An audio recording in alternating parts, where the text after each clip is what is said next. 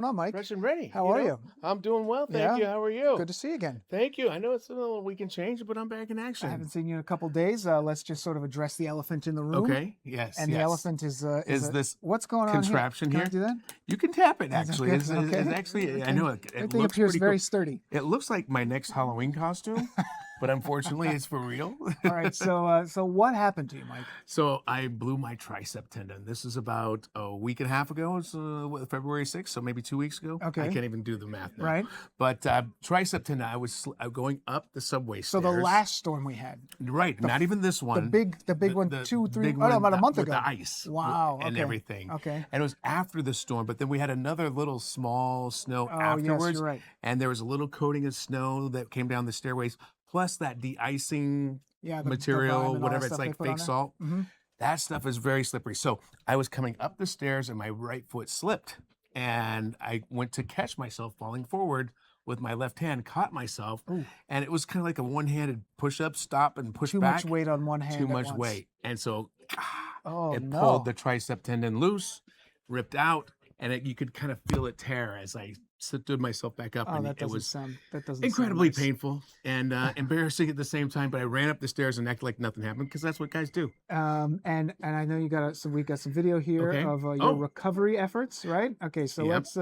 let's play that. So Mike, you had to actually get surgery. I did. I had surgery last Tuesday. All right, so that And what happens is they put this bandage on here, this ace bandage, but there's also a bandage underneath. Yeah, you're going to see some other shots without the shirt on. okay, are we okay to show this? This is okay. Why not? Why not? But so the bandage, after a while, there's a brace around it, but it gets looser and starts sliding down your arm. Oh, okay. And then the brace is no longer in the proper place. So Inez and my friend Randy came over and they helped, Put it in place. put it back in place, rewrap it. This is the second time we did it, so I got a little help from my friends, just like that Beatles song. You know what? You know what I mean? Got to come together in the community and make things happen. And you got your own little community helping you get back. They came over and they came with food and drinks and other things of that sort. Well, kept me entertained. We're glad you're glad your family outside of work helped you keep, and we're glad that It's like Humpty Dumpty. Your work family is glad that you're back here, and you came back Yeah. just in time for the tail end of this little I situation that we had this I week. know. Did I miss something? Did something happen while I I was wasn't away? going to say you weren't here these last 2 days, but I mean, The blizzard of 2026. I was thinking about that, and they don't. Sometimes they like when we just get to the forecast, but Right. since you're here, I want to talk to you. Yeah.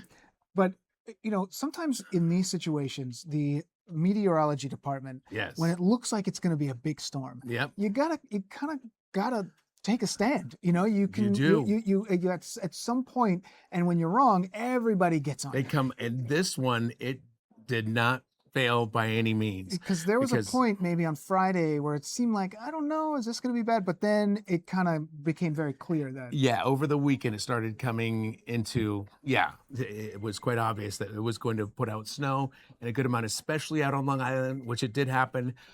Staten Island ended up getting caught, even in the city, to get 19.7 inches of snow in Central Park. That's a huge number. You don't see that too often at all. But we got that. There were so many locations that saw more than 20 inches of snow. And we're only, like midway through winter? So, Are we only, a little more than midway. We're like a month left before spring. 25 days or so? That's true. Yeah, we got like 23 or something like that Okay. day. So I'm just trying to make everybody sweat. But the thing is, like, we still get these nor'easters, and that's what the storm was, that crank up through March or February into March. They oftentimes do come through for us. The good news is you get a little more sun and they melt. The snow that's on the ground does tend to melt a little bit faster. That's what's happening with this one too. So that's good. Plus we're going above 40. The last one we stayed in those sub-freezing temperatures for not just days, but like basically weeks. And that's what made it so difficult to get rid of that snow and ice from the last one.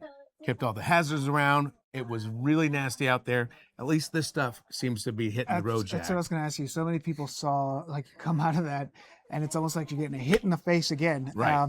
This system could have been worse, I guess. But it was it was like it doesn't even feel like it dropped 2 inches. It sort of seemed like it just kind of came. Oh, the one for today? The one for today. The one for today. Today was a clipper system, and those typically only give you somewhere around 1 inch to 2 inches. They get in, they get out. Didn't even seem like we got that much. Yeah, in the end, I don't think so. There might be some locations up to the north where the temps were sub-freezing all the way through that might have seen that snow actually stick to the point to where maybe they got an inch or two of accumulation. Technically, it's kind of interesting because sometimes you'll think it didn't actually snow that amount, but the National Weather Service will count it because they have like a board out there and they clear it like every hour and they measure whatever that is that came through in that hour. So there still may be measurable snow for Central Park, even though it doesn't appear as though you saw anything. But we got a little something, so I'd be surprised if we didn't get some kind of snow total even out at Central Park. All right, so let's get into the forecast. Okay. Forecasting ahead. What are we you thinking? Sure? I don't know. Here's when I say, are you sure? What's happening? This is today. Okay, so this is good. The snow showers are out of here. Partly cloudy, cold tonight. We'll have some freezing spots again, especially in the outlying suburbs. But there's the 7-day forecast. So we're pretty good for today and tomorrow. Morning snow is pretty much on a wrap. Snow chance tomorrow, very small, not a big deal. We're good through the weekend, but Monday, Tuesday of next week, you see that afternoon snow or the rain snow mix? That's the one I'm more concerned with because one of the models, once again, wants to make a bigger deal out of this.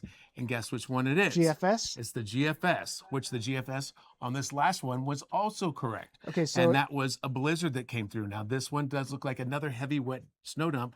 Maybe not quite as intense as what we just saw, but a pretty significant storm early next week. So that's later Monday and into Tuesday. I know, and nobody really wants to hear that. That's not Sunday, because these last two have been Sunday night into Monday. This is, you're thinking Monday night into Tuesday, possibly. As it stands right now. Exactly. I like how you keep the possibly word in there because we need a little flexibility when it comes to the weather department, especially this far out. But I did see that for tomorrow, you have a little bit of something, but you skipped right over that. You don't think it's going to be? No, and what I'm seeing on the models, everything I see, I mean, I see the National Weather Service still has us at a 20 to 30% chance of snow in the afternoon tomorrow.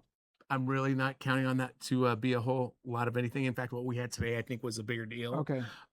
So tomorrow, I'm not so worried about. It's probably a partly cloudy, slightly cooler day, but it's that one coming at us early next week that has some potential to be a pretty wound up storm, when do you think you're going to get a a good sort of handle on that one? Probably by Friday, you start to have a pretty solid look at it at that point in time. Okay. Here's on the futurecast, and see that area of low pressure that's right there Saturday, Sunday, kind of an approach. Okay. That's the one. So if it comes in that same position just to the south of us, and then comes into that benchmark point, which I think is something like 40 degrees latitude, longitude, and then 70 degrees longitude, something like that. If it comes near that point and it's strengthening, that's when we get our big coastal storms, our big nor'easters. This is what I like about Newsroom Live, because you probably wouldn't have gone into that detail with the earlier stuff. You're talking about latitudes and longitude. Latitudes and longitudes, and I'm hoping I'm getting them not messed up because you can flip-flop those two. Perfect, Mike. Mike, before we let you go, you're okay? I am doing well. Good? You're this back? Is the first day back. You're feeling all right? And I'm doing okay. The hand swelled up on me a little bit, but it was doing better earlier this morning. Have some ice. I need to. You got some ice on there? I got some ice in here. I don't know. There you go. No. Exactly. I need to elevate it. You got to get it above your heart. And that's the part. Yeah. How am I going to do this all day at work? That's a tough way to do the newscast. So I'll be the next time I see you. If you see Mike in the subway with his arm up, he's not trying to give you a high five. Just be careful.